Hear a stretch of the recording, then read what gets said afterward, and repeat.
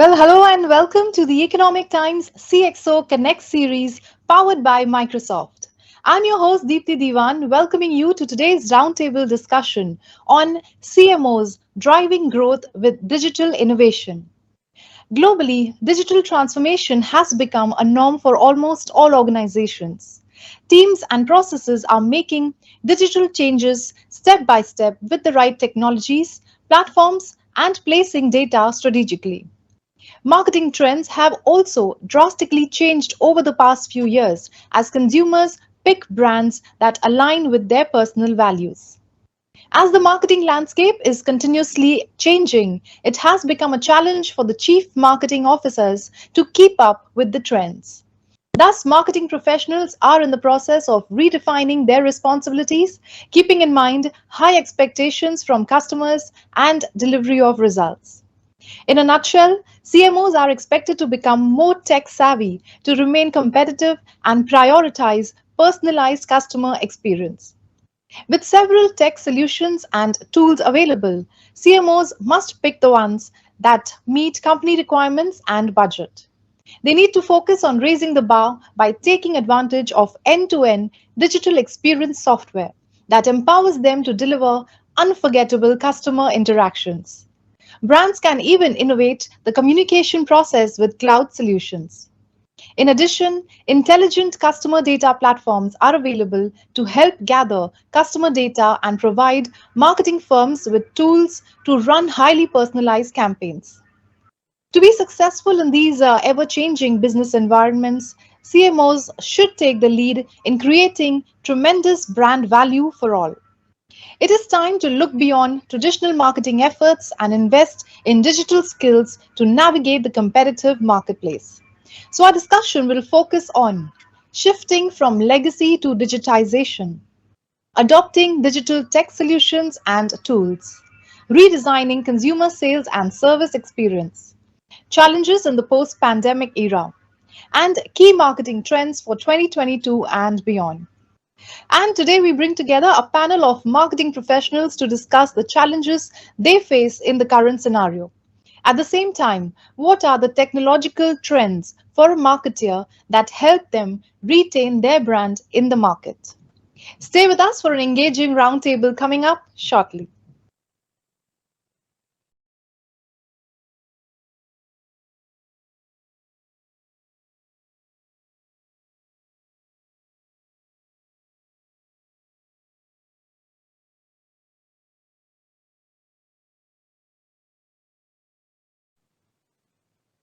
We are joined today by some very eminent panelists, each one a marketing expert in their respective sectors. We extend a hearty welcome to Karan Kumar, CMO DLF Limited, Siddharth Butalia, CMO AirAsia India, Ashish Tiwari, CMO Future Generali, Jayati Singh, Global Head Marketing Tally Solutions. We're delighted to welcome Naval Khosla, Head Adobe Experience Manager Business India Adobe. Sonia Kaul, VP, Product Marketing, Digital Products, Tanla. Anjum Rastogi, Chief Marketing Officer, Easy Rewards Software Services. And steering this conversation is Mr. Narendra Ganpule, Partner, Digital and Management Consulting at KPMG. So with that, I request Narendra to take over the reins of this conversation. Over to you.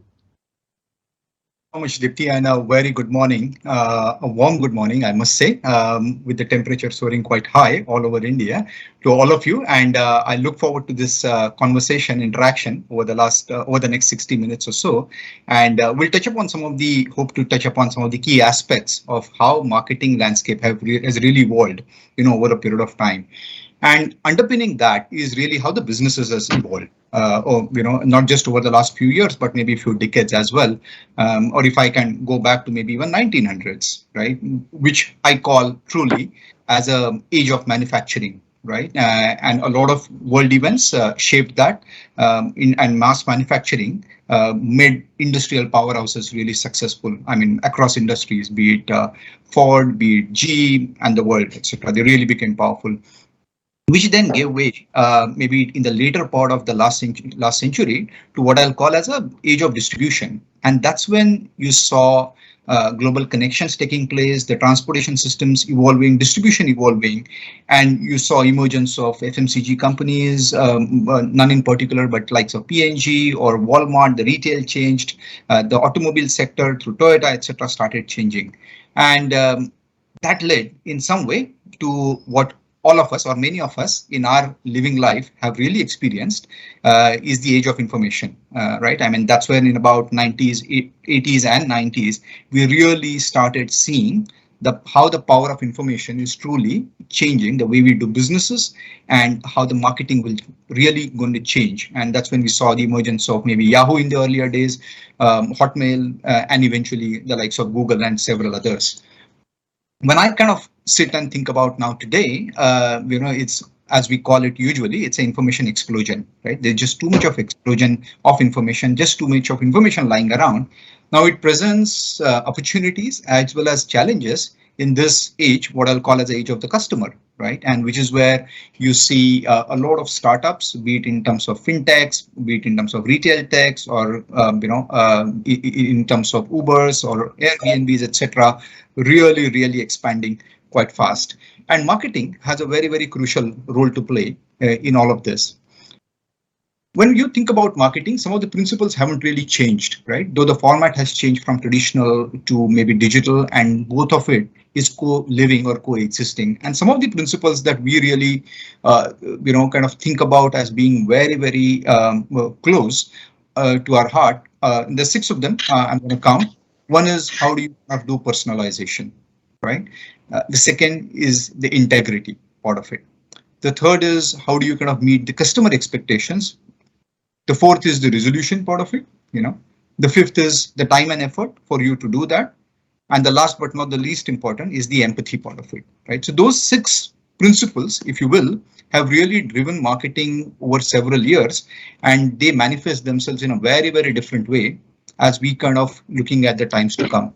So what I'm going to do is probably just maybe invite each of the fellow panelist members to really talk about how the marketing has changed its spectrum, especially in the last few years, maybe from a traditional billboards and newspaper adverts to a heavily digital marketing that we see today.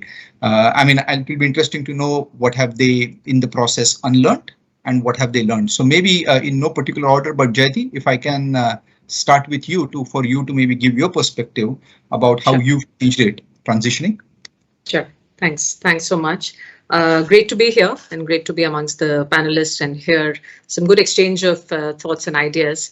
So just a brief introduction about me. So I've had experience across FMCG, FMCD, and now finally in the tech space with Tally Solutions. Right. So 20 years back when I started with P&G, at that point in time, yes, like you said, very legacy, very traditional. Looking at really the point of market entry. And I still remember the customer decision journey map that we used to make. It was more linear in that sense. But now when you look at the whole customer journey and things, it's become like a maze, right? There are numerous touch points one can think of where the customers would engage with you. And if I talk about just the last 2-3 years, within Tally and our customer base primarily being those of smaller businesses like, micro, medium, small enterprises. Now there, the marketing traditionally has not even been in the form, the traditional print or ATL kind of advertising or even billboards for that matter, but it has been more experiential. Right, you're doing one-on-one demos and you're doing market storming. There are a lot of events for lead generations and things. And suddenly over the last 2 years, we've seen this thing change, right? Everything has become virtual. So the acceleration to digital is what we've really encountered, not just for Tally, but for our entire partner network who themselves are MSMEs. And the customer base who anyway are MSMEs, right? So I think that the journey from therefore, being the linear customer decision journey, which I said it's become a maze, you just have to be present across. And digital has helped in numerous ways to do that. So how do you do your demo online now? So you have to create the demo experiences online. You have to engage with them without being creepy. That's the other thing that we've been resorting to. So not bombarding the customers, because customers, I don't say they become demanding, but they're more aware. So they know where to find more information and seek information, and they also know what's the point or the threshold where they'll get irked, right? So making that journey has been pretty interesting. And I think the second, sorry, just take another minute, but I think also how the importance of vernacular has become pervasive, and digital, again, I'd say has helped in a lot of ways in doing that. So these two things, both the digital acceleration, the affinity to vernacular, connect with the audience across. These two things we see have really, become prominent over the last few years. Sure, sure. No, thank you so much. Siddharth, if you wish to chime in with your thoughts. Hi, no, I'm completely agree, and a lot of what Jayati is saying resonates quite well with us. And what we recognized in this period is that and what a lot of the research is also indicating, whether it's Google, McKinsey, Bain, etc., there's been a transformational shift, obviously, in the way across industries and categories that consumers are engaging with brands, and that has been predominantly digital. In our case, in travel, that's also been flowing in tandem with the fact that the nature of consumers and the demographics itself are changing. So we've seen a substantially younger consumer, especially in the immediate aftermath of the first lockdown, traveling. Older consumers were not traveling, younger consumers were traveling, especially so in India. And that meant that the adoption of digital has been a lot more. That's also been accelerated by the fact that legislation is coming, whether it's things like health and contact declaration forms, a lot of PII information which is being captured by brands across categories, which is not traditionally being leveraged or even taken. Take a simple example in our case, web check-in percentages, which used to be in the 30s across India, are now nearly universal because they're mandatory. Every individual needs to do a web check-in. Airlines now have counter check-in fees. You still need to fill in a contact declaration form. So with that shift, the opportunity to be able to engage with the customer from the period of booking to the period that they've actually come to your store or started interacting is a lot longer. One of the simple examples that we've done is we've extended our web check-in time from the standard, what is 48 hours for every other airline to 14 days, because we see a significant opportunity in being able to engage with the customers for simple things like ancillary upselling, whether it's seats, meals, red carpet priority services, etc. And those have become a much larger chunk of where the revenue is coming from, because otherwise a lot of the industry has become largely commoditized. The flight experience is broadly the same. We've invested a lot more in being able to look at actual digital interventions to differentiate the airline service experience itself. And the other thing I think what Jayati was saying is something we've also noticed is the affinity for vernacular. So all our social media posts now have at least one vernacular version of that, and that has driven a lot more loyalty and affinity across regions with customers. Sure, sure. No, that's helpful. And apart from vernacular, you spoke about PII and the data and how that's important. We'll touch upon it as we go along in the later part of this conversation. But Karan, do you want to kind of come in with your thoughts? You operate in a very different, high value, high involvement kind of an industry. Do you want to kind of come in with your thoughts? Yeah, sure. Thank you for having me as part of the panel. I've sold a lot of things in my life. It's been around for about 20 odd years. I've sold 50 paisa candies and I've sold 75 crore apartments to high net worth individuals. I think the entire digital and the technology piece comes in, just to kind of break it down to the basics at two levels. At one level, it is about how the entire digital platform and the tech stack, as it were, comes into play when you're communicating with customers, which if you were 10 years, 15 years ago, it was more, using broadcast forms of communication, one-way communication, right? By broadcast, I'm saying, I give my message out to you, you don't have an opportunity to come back to me and we can't interact.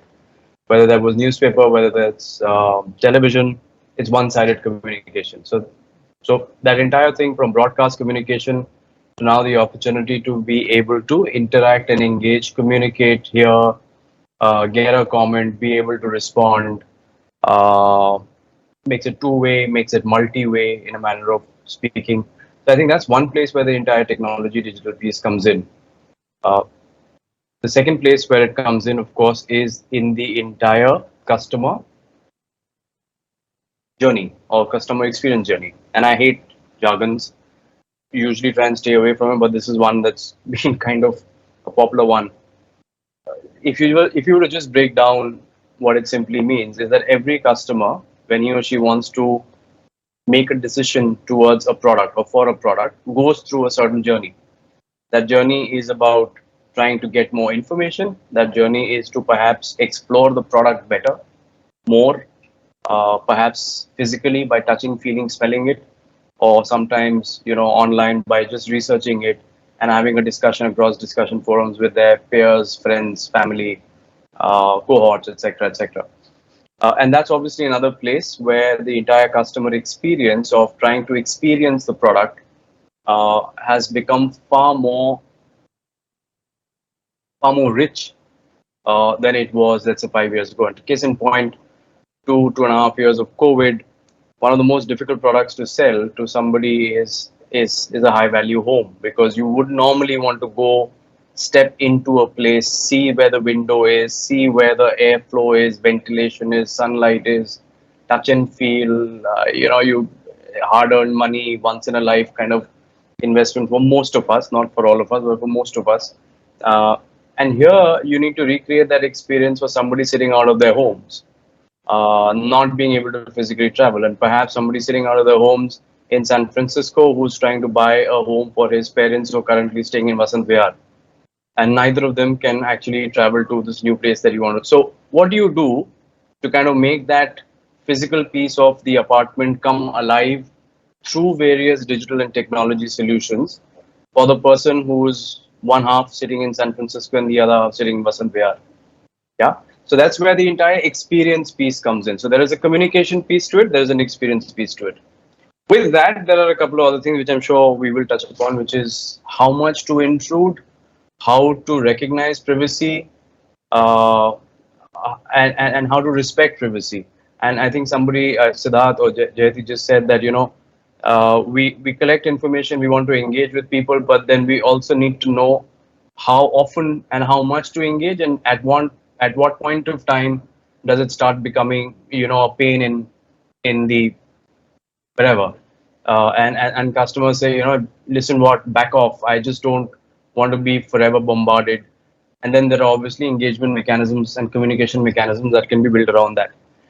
But that's another part, the entire privacy intrusion kind of thing that comes almost as the other side, as the flip side of the coin, as soon as you go down that entire digital journey.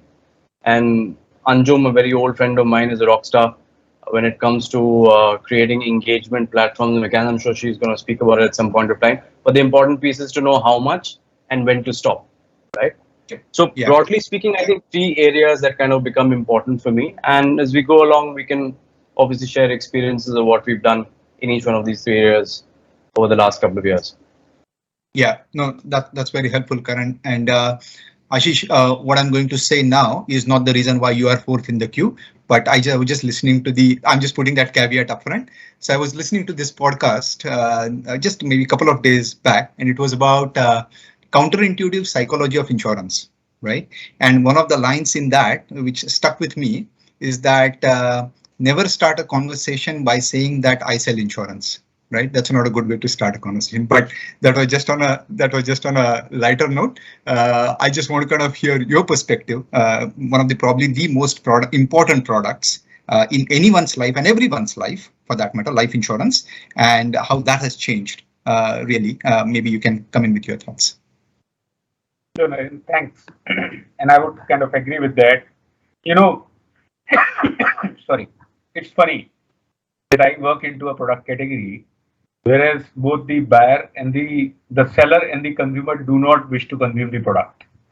Okay, and this is probably the only category. Every other category, either the buyer or the seller wants to consume. I mean, nobody gets up in the morning and says, "God, today I want to claim my life insurance."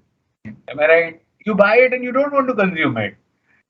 I also come from a category whereas I mean, deciding how much interaction to do with the consumer, okay, both from the buyer side as well as from the seller side, remains always a very slippery slope.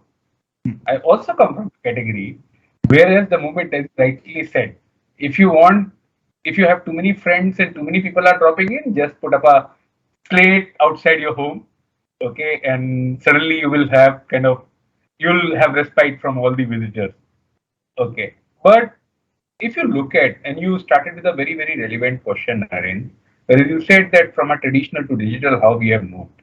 The way I look at it, okay, there are three different phases to digital. But before digital, like Karan mentioned very rightly, it was an era of broadcast. Digital was in fact brought into it morphed that era. So Web 1.0, and I'm sorry, I'm going to use some of the jargons like there. Web 1.0 was all about broadcast. I am creating content, you are consuming it, whether you are engaging, not engaging, I don't care. But then we realized a lot more can be done. Web 2.0 emerged, and where we are talking about all this personalization, individualized communication, going in touch. But mind you, today also we are not talking to a single customer as a customer. We are talking to customers as cohorts. Okay. So you create a cohort of a customer, you bucket them into one pieces, and then you go around communicating with them. And second thing, which very rightfully was touched about privacy. So who owns that entire data? And do you have single identity of a customer across the platform? I mean, there are these modes which everybody has created their own fortress and very, very sharply guarding it. So you have entire FANG creating that different modes around it, around their data. So you might be a single customer, but four different views of you at four different places. And as marketers, you are kind of always struggling with that. And that is where your Web 3.0 comes in, whatever that meta is called as. It's not a 3D to me. It's about giving consumer the right to own his own identity. And their entire tokenization process is coming in. And that is where it is moving. The reason why I'm talking about this entire platform change is because these are basically consumer expectations. The first level consumer expectation was, can I get the information? I mean, what was there before web? It was newspaper, it was print, some 10 people sitting in a room deciding what is important for me to know. Okay, editor deciding what is it that's important for somebody to read. And I'm very sorry, I'm kind of speaking on a platform which is a media platform, and this is not a media badgering, but that's how the entire rule of the game or the land on which we were operating. From there, it became that let people decide what they want to. So you create an entire mall and let him venture out, the consumer venture out and figure out what they want to consume. There we moved around saying that, okay, now I will let machines decide what you want to consume. And again, we are going back and and consumer today is saying that I don't want anybody to decide for me. I want to control of what you know of me.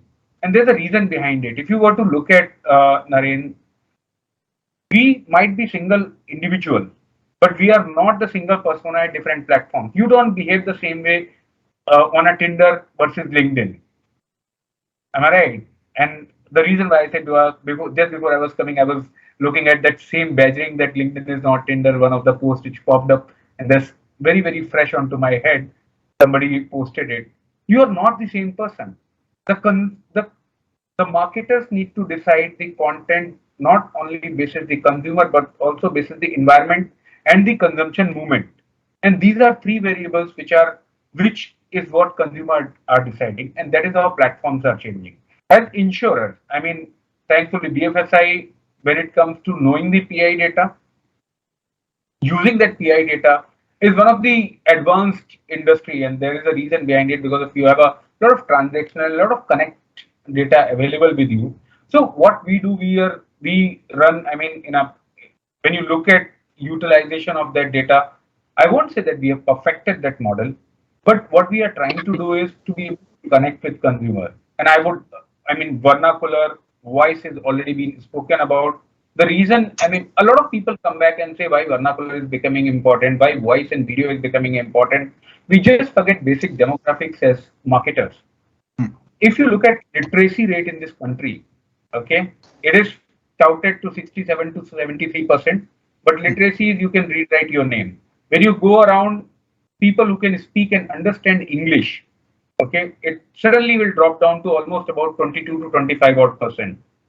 But if you look at people who are deaf and dumb, they're only about zero point 0.8 to 1.2%, depending on which stats you are looking. So 99 odd percent people can hear, can talk, and that makes voice so very important. Vernacular becomes important because of whether we like it or not. You will, whatever is your mother tongue, your natural reaction is to think in that mother tongue, and every other language is a translation. Okay, over a period of time, it might become natural, but still, if you were to talk to your own group, you would swiftly shift into your mother tongue. So when a brand speaks to a consumer in what language they kind of create, at least you are breaking one barrier. There is one less friction point for a consumer to experience. And as brand managers, as marketers, I think we exist. I have this definition of a CMO. Chief Marketing Officer is not about marketing. It's about Chief Inefficiency Officer today. Okay, so we all of our CMOs are basically controlling inefficiencies at different systems. IT system fails, CMO is going to your KPI is going to get ruined up. Your operations fail, somebody is going to tweet. Okay, Yeah. even if Yeah. an aircraft is delayed, in which Siddharth might have nothing to do, he must be he won't even be controlling that. But the tweet which will come, he would be asked the question: why is this consumer sentiment is going low? Now he has to figure out that somebody decided to delay the aircraft. Okay, so or for that matter, if one ledger does not work, which is a IT problem, it becomes Jati's problem suddenly because of it is like somebody is going around renting or media is going about writing it, or somebody is using a social platform, or if a house is leaking, it becomes Karan's problem. Okay, I won't talk about my problem because there No, are no. plenty. So that so, Sure. so that is how the Sure. entire sphere has changed for marketers. So as long as and we always continuously keep looking at different inefficiencies to plug in, and that is how the entire spectrum of marketing has changed. From 4 to 6 campaigns a year, you are Hmm. creating a campaign every hour. And a campaign need not to be a 10 crore Sanjay Leela Bhansali's movie. A campaign can be as simple as a meme to a tweet to a response to a Facebook post to a consumer response. And that is how today's CMOs need to start thinking. And that is how I think successful brands are thinking around. Sure. Sure. No, thank you. Thank you Good. for that, Thank and you. very helpful. Naval, coming to you, and Adobe as such has been always been a leading player in the digital marketing space as such. What might be helpful for you to maybe focus, talk about through maybe some case studies, etc., in terms of how Adobe is helping its clients when it comes to managing the digital properties, okay, and taking the entire marketing stack to the next level. Maybe if you want to come in with your thoughts, that will be really helpful. Yeah, thanks, Narendra, for asking this important and multi-part question. In fact, Ashish took up my line of saying jargons. So yes, coming from IT industry, working at Adobe before Oracle, IBM, Microsoft, I'm sure that's a part of my lingo will come naturally. So pardon me for that. Number one. Number two, I think this is a very, very important question, and I'm hearing some of the views here. Karan talked about the experience part when he gave example of real estate and how through maybe the augmented reality and all people can get the experience of it. So I think we all understand that experience is important. And in fact, last 2 years, which have been unprecedented and more digital adoption, the expectation on the customer side for the experience has also grown. And Adobe has noticed that, and we are actually continuously investing and growing towards it. So along with the customer, I also probably want to share what I've been experiencing and listening from the consumer, customers, and market like many of you, and what appeals to them. So first, let me touch upon the experience of the content part of it. So I think we all know today the organizations are faced with the challenges of building the better experience in each instance, be it at brand awareness websites or a partner portal or a self-service portal, or even building the fluid experience for the new age devices which are coming and mushrooming like this, the IoT devices and all. So everywhere, I think experience play a central role. And to add to those complexities, we know there's an overload of tons of information or content and of course similar like expectations to get a seamless experience across channels. I get what Ashish said because the context has to be known. Where am I? But even to understand that is the same person across channels is equally important. So Adobe is actually supporting these critical needs. Just to take example, we have solution called Adobe Experience Manager. I'm not intend to throw the jargon, but just to give a context, which has the agile CMS, the content management system, and the digital asset management.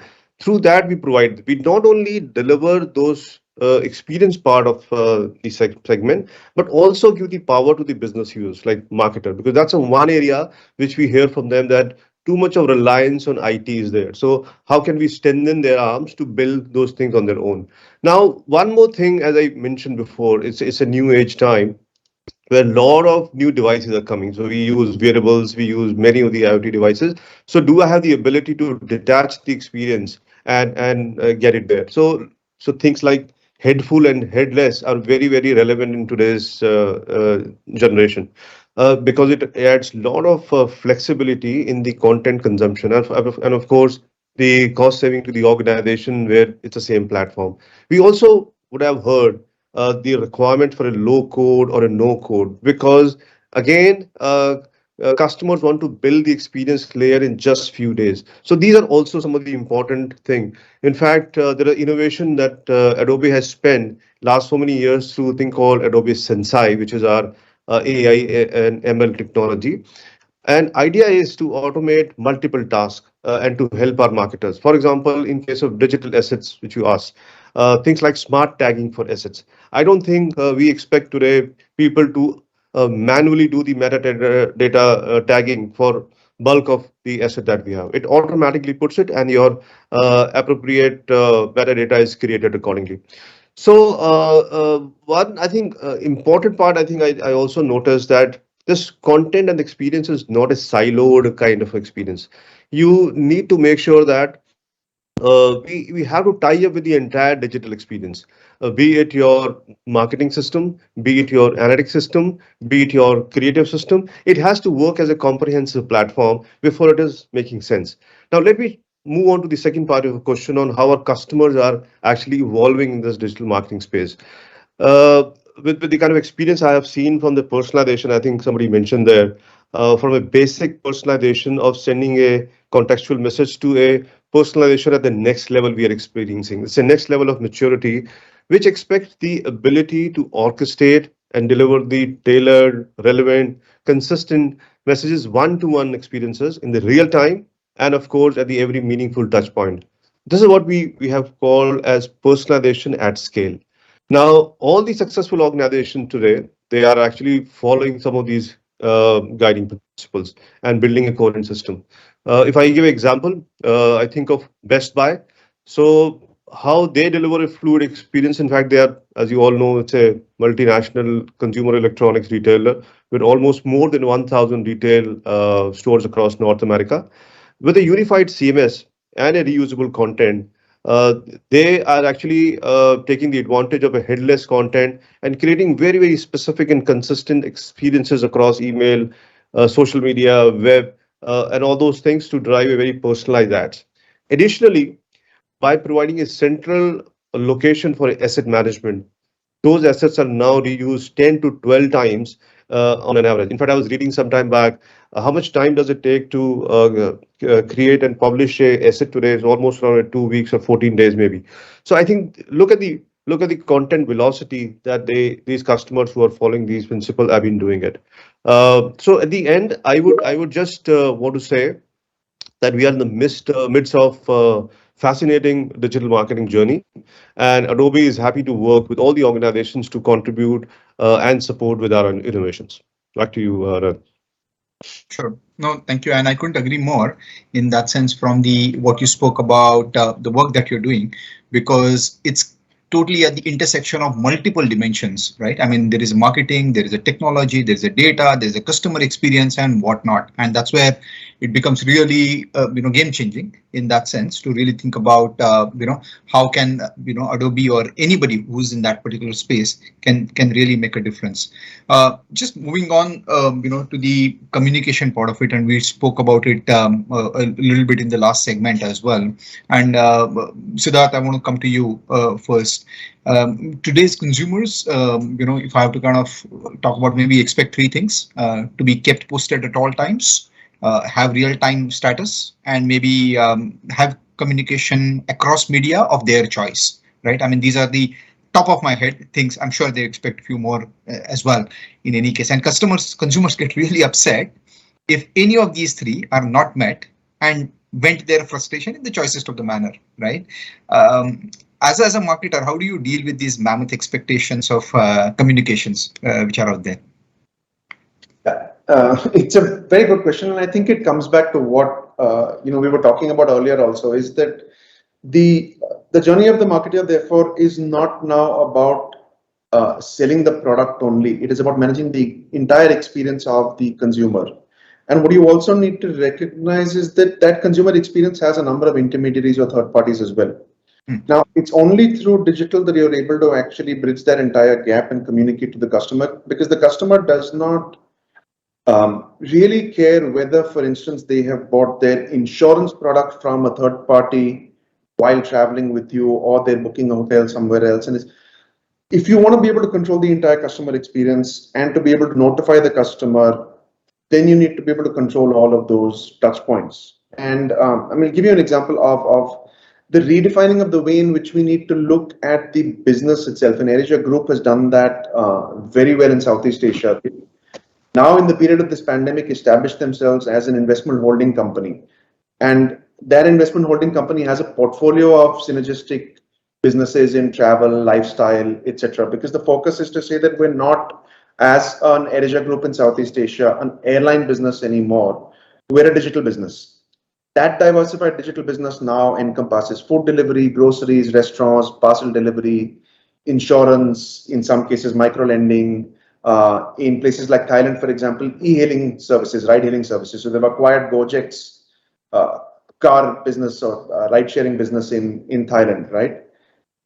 And that digital business standalone is already a unicorn in Malaysia, right? That business has already posted 142% year-on-year growth and is 60% of the total AirAsia Aviation Group business. And what I'm essentially getting at is to say we need to relook and define ourselves in the context of digital of the business, because of exactly what you asked, right? How do you control the entire consumer journey? And that consumer journey is not about the product or service that they're buying from you. What predominantly you're doing is leveraging the data, and the PI is one of the questions we spoke about, right? If the consumer is willing to share their data with the brand that they trust to facilitate a journey that will deliver value to that consumer, then you need to be able to monetize that and provide value across that consumer journey, and not at a unique touch point to say, what hotel you may have booked, or what ride sharing you're doing, or what travel insurance you booked. I'm only managing the airline business. That solution won't in the long term. Sure. No, that's absolutely right. Sonia, I want to come to you, because for you to maybe share your technology perspective, as you represent a company that really champions communication platform as a service, right? And maybe you could pepper it with some interesting case studies that you've seen and you've experienced in your career. Thanks everyone. Yeah, it's quite interesting to see how, at the end of the day, the channels, right, on which actually the consumers are today, interact with all these complexities of people, processes, technology, digital, offline. So it's very interesting to actually hear from different customer segments, right? They want to combine data with communications. They want to do a profiling, like, most of the speakers said here today that, first of all, the whole audience there's a major shift, right? The audience has become younger. There's a more digital adoption. Everybody's on their mobile now. Everybody has access to to internet, but the same person behaves differently on different mediums, right? So a person is different on Tinder versus LinkedIn, like Ashish mentioned. So how do you really build a profile of a customer, right? But marketers, really they want to do that, but reality is so different that data from multiple sources and coming in different formats, and then kind of giving it that persona becomes a little difficult. Now you're also dealing with the whole complexity of how do you mine more and more first party data, right? Because in some ways a lot of third party inputs are also playing havoc. The second thing what we've kind of heard here saying that, okay, how do I deliver personalized and contextual messages, right? So that's another very important aspect of communication during the entire customer life cycle. You want to be able to do that. But again, again, like Ashish said, it is most of the communication today, most of the lifecycle management is cohort based, right? So how do you really get into the segment of one, and then how do you communicate basis that segment of one? And so there is the reality actually is very different, and the technology segments today, even the technology that brands today adopt, kind of works with very limited data within the enterprises, very limited rules that that are available for frequent mining and then being able to target for a truly omni-channel engagement, right? So what I would actually think today, which needs to come together as a communication platform, is really the marketing cloud. Let's say the conversational or the different channels that the customer is at, that needs to come together. The voice of the customer, whatever platform that is, that needs to kind of play a very important part. And then we are seeing a lot of stuff around conversational automation, like you said, vernacular is kind of being adopted in a very, very accelerated way. We are seeing a lot of what do you say? Outreach happening in a way which is on various channels, right? So you have interactivity, which is from broadcast going into a more interactive way, where people, brands are not just talking to the customer, but now we are seeing that the customers want to talk to the brand itself as well, right? So all of this, I think, has changed the very aspect of the landscape of messaging in that sense. So we've seen that a major shift happening in that from just last 3 or 4 years. So one-way message alerts and one-way, communication is now given. There's a completely different economy which is now thriving on potential of conversational commerce, on botifying the apps that used to be there, because now WhatsApp has come, right, which has become communication with the customers, and vice versa, much more immediate, much more impactful, right? So I think there is definitely a shift where you are giving the customer the ability to interact with you, and the minute you do that, means that the information on demand, service on demand, has to be available, right? So the tech at the back end has to morph into being able to respond back to the customer, which is where we are seeing a lot of challenge today.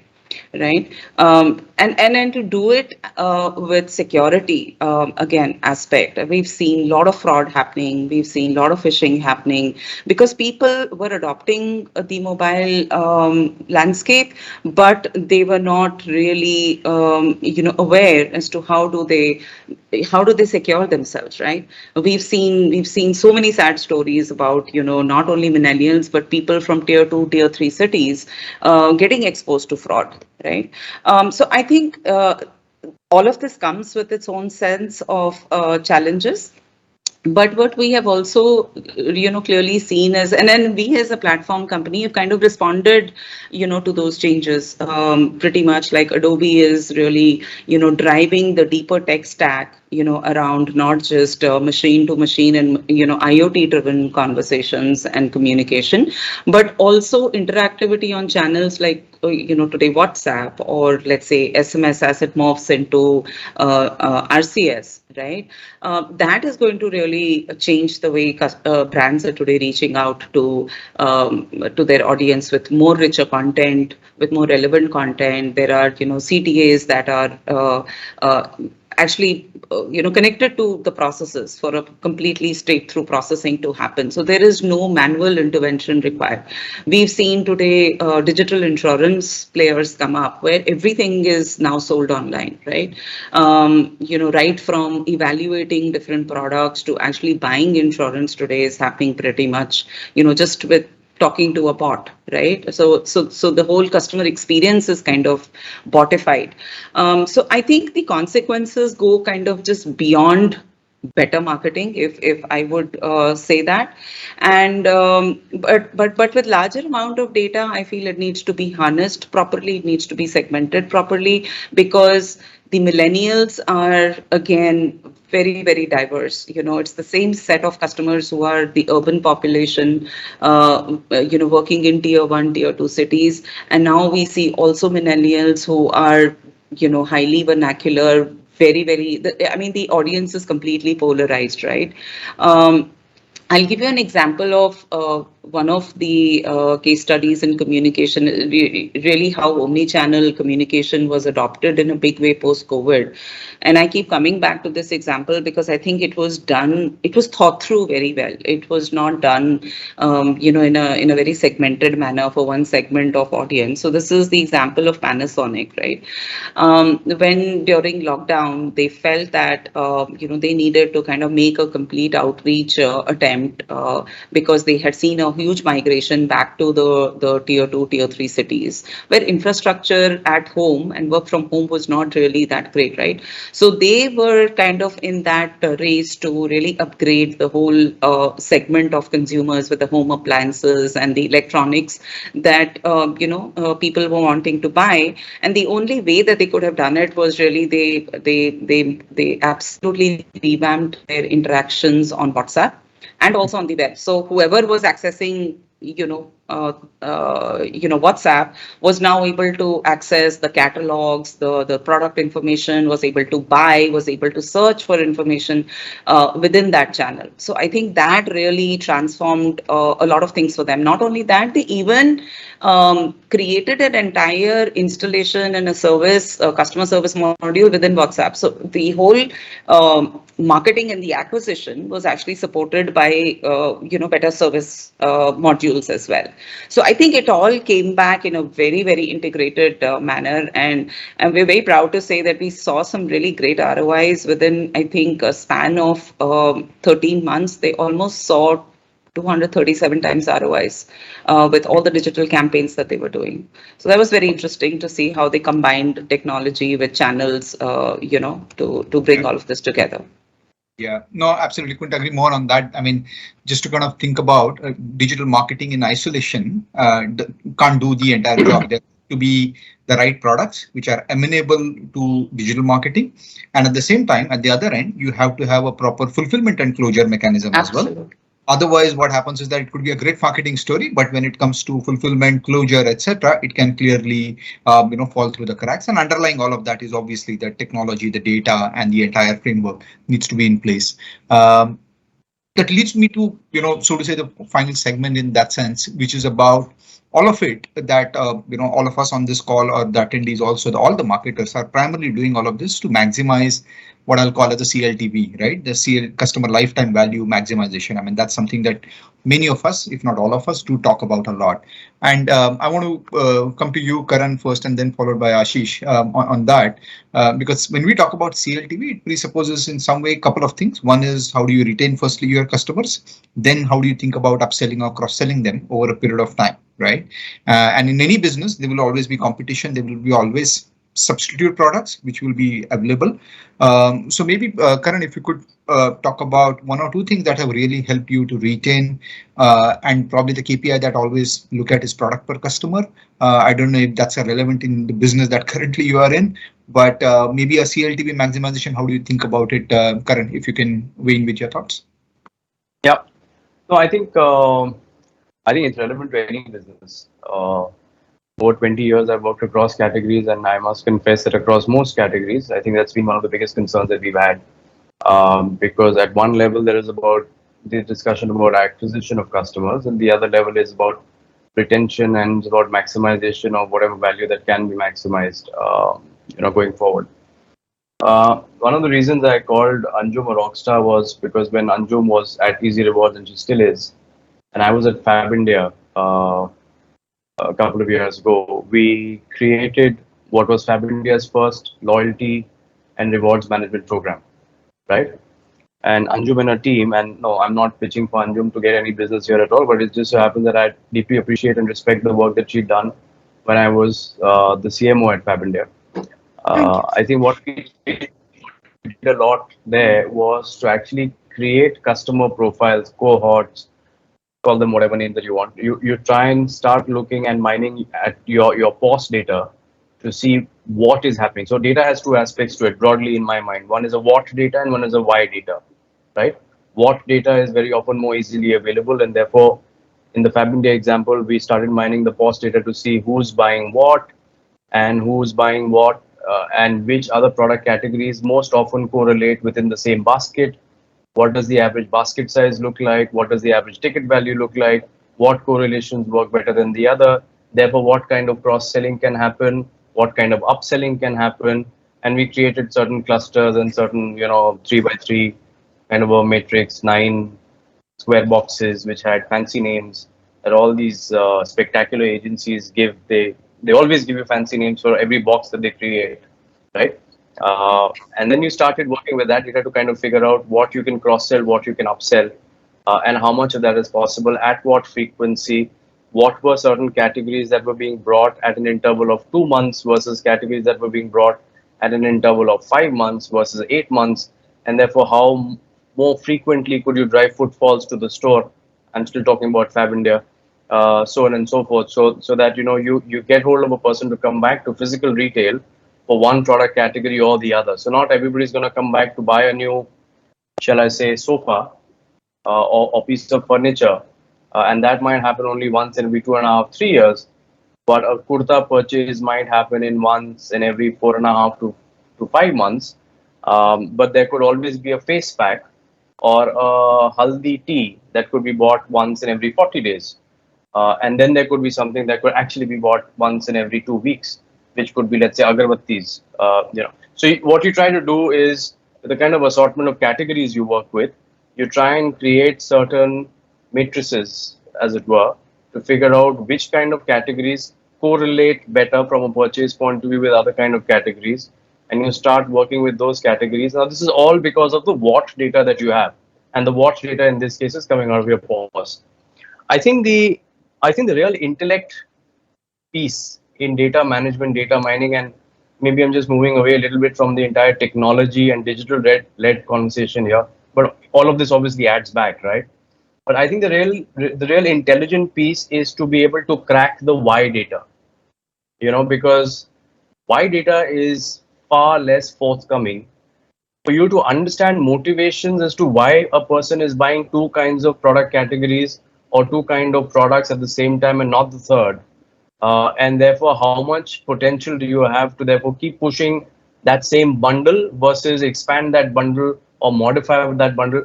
I think that's where the real intelligence and that's where the real intellectual piece lies, whether it's with the chief marketing officer, whether it's with the chief data officer, digital officer, technical officer.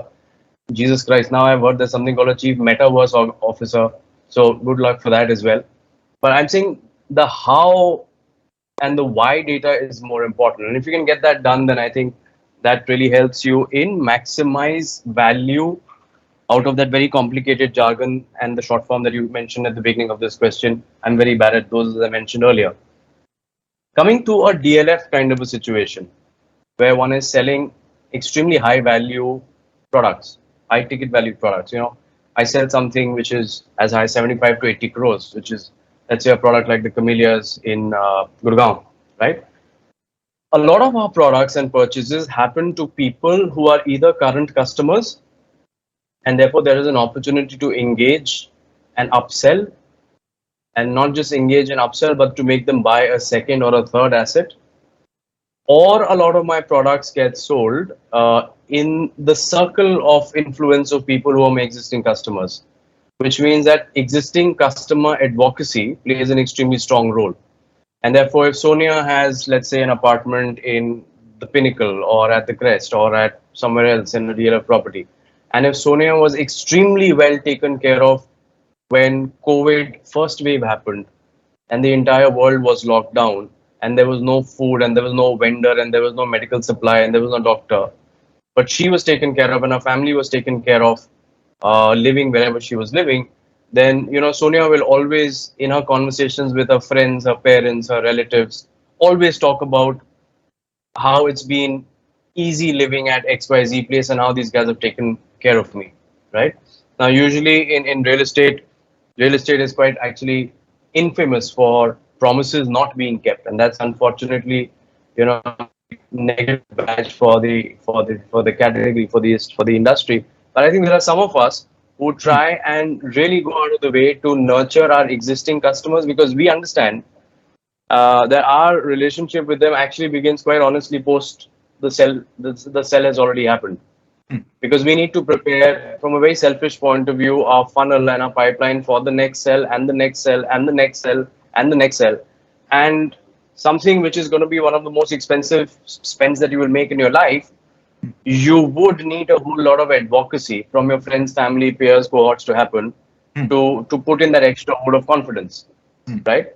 And therefore, again, a lot of digital slash data slash technology being used to mine digital data or customer data comes into play, because you try and see now who's buying what kind of stuff, with which kind of working backgrounds, what kind of income brackets, living in which kind of existing geographical clusters, has what kind of a disposition of assets outside of real estate in which he or she invests, and you try and you try and make use of that data to kind of make your pitch or to hone into a certain smaller set of people.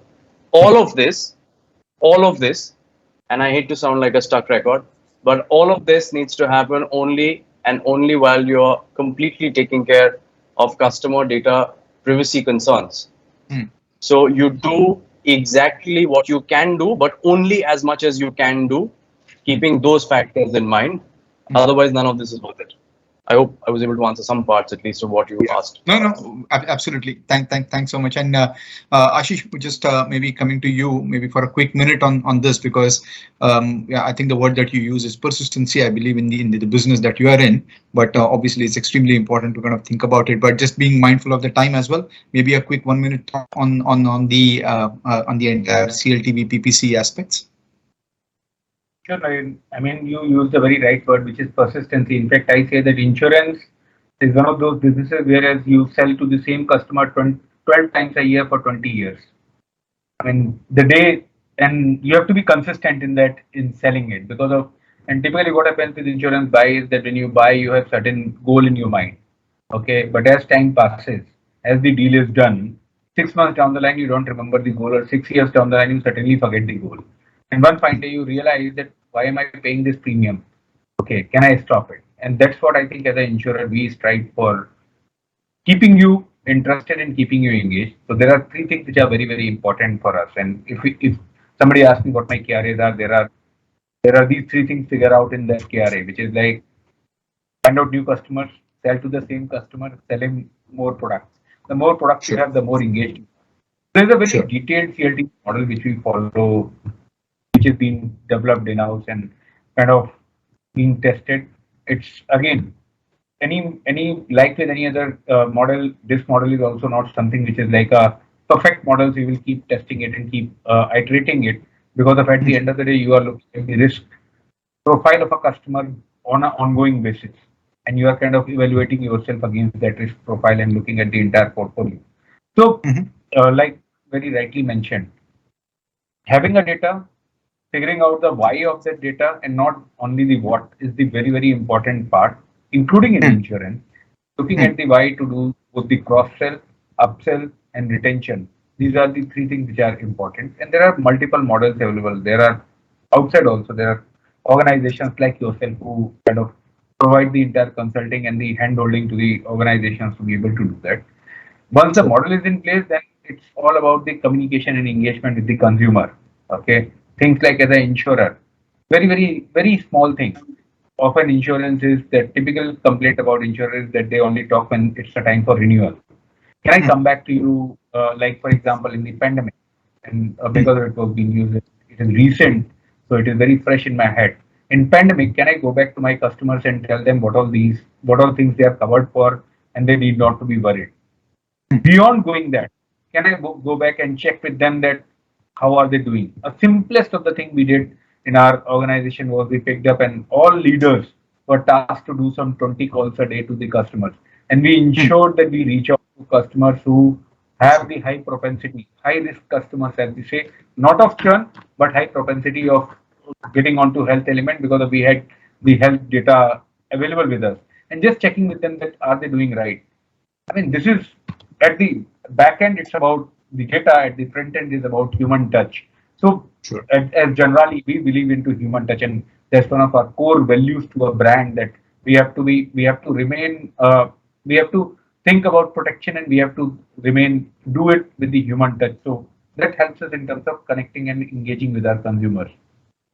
Sure. Sure. No, well, very valuable. And Anjum, you've been extremely patient. I must compliment you for that. But I would love to know your thoughts on this in terms of how you're working back with your partners to improve the stickability part of it. And before you kind of respond to the listeners or the audience which is out there, we might be extending actually by about maybe 7 or 8 minutes, 12:40 tops. So maybe just stay patient and stay put for another maybe 8 to 9 minutes, please. Anju, the floor is all yours. Thank you, Naren, and thank you, Karan, for a warm onboarding to this panel. So I want to quickly just touch upon all the things that have been said by various panelists, and I've worked very closely with Karan in shaping the Fab India loyalty program. And some of the things that I want to talk about as basics is when we talk of digitization, and we look at digital economy and companies which are already online. This comes as a basic factor of the business. But when you look at a lot of businesses which are offline, the whole idea of starting a loyalty program was to give something to the customer so that there's an incentive for the customer to leave their footprint, who they are. Otherwise, there was no way of knowing who's done what. Business would anyway happen. So like Karan answered, the what we would know, but we wouldn't know the why till we crack the customer's persona. Now, looking at that, we all remember the childhood trips to the neighborhood confectioner or the fruit wala, with our dads. What would that be like? The guy would exactly know what variety of mango goes to your house. He would know what is your favorite flavor of ice cream. And Guria, it's not available today. I'll get it sent home.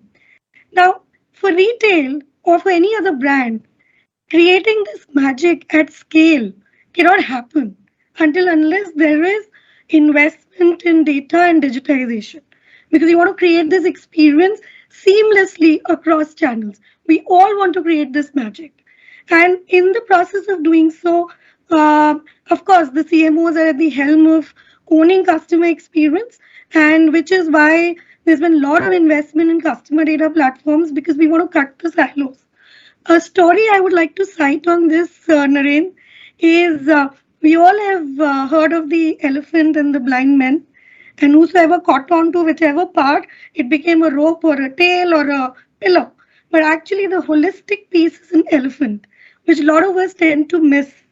And which is why when I am talking to brands today and I'm looking at what CRM solution, apart from a loyalty and reward, what would make the piece complete for the brand and for the customer is also understanding the sentiment. A bit of the why, like Karan said, can be explored from the data, but it's important to talk to your consumer. And I rightly, try and tell people that while you have a sales scorecard, your future sale KPI is your NPS score. So when we talk of programs, we always talk about try and read what your customer is saying about you. So, for example, you may have two high value customers, one and they both have spent, let's say, lakh with you over the year, and one customer speaks well about you and rates you well, very highly to recommend, and there's a customer who's extremely disappointed. Your actionables will change. If you were to only look at what the customer spent with you, your actionable would have been very alike. So what happens with a consumer program, it wields a soft power with the customer, and the extensions of this to make consumer a stakeholder in your decision process.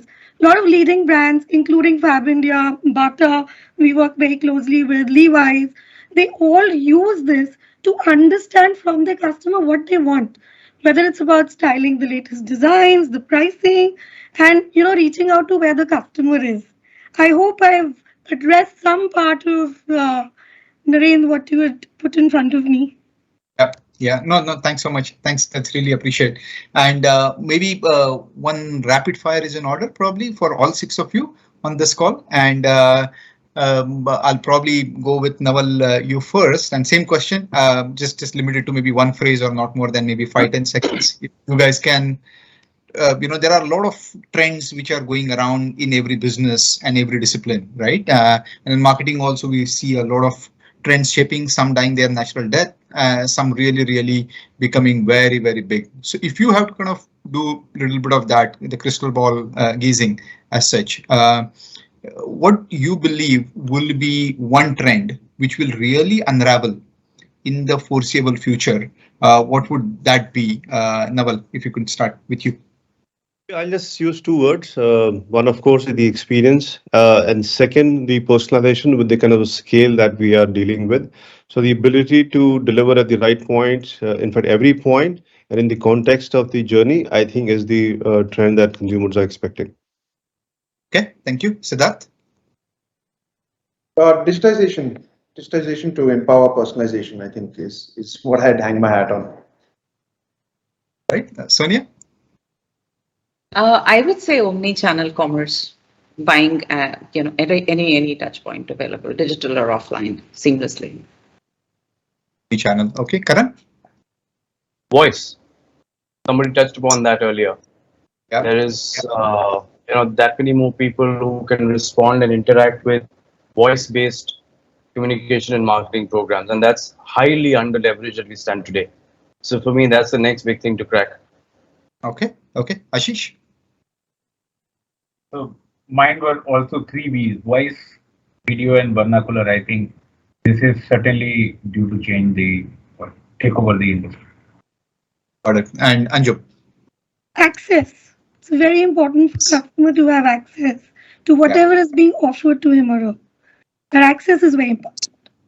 Sure. No, I think fabulous. I think these are some probably key takeaways, guys, for all the listeners and audiences which have been extremely patient on this call for the last a little over an hour. But thank you very much, fellow panelists. Really appreciate you being here, spending the time that you have, and sharing your thoughts and perspective. They have been very valuable to me, and I'm sure the same for the audience as well. Dipti, back to you. Well, thank you, Narendra, for wonderfully moderating the session. We've had a lot of valuable insights and information here. Extend a big thank you to every one of our panelists for their valuable time, contributions, and inputs. Thank you once again for joining the Economic Times CXO Connect series powered by Microsoft. We look forward to seeing you all at our upcoming sessions. This is Deepti Diwan signing off. Have a great day ahead. Sure. Thank you. Bye-bye. Thank you.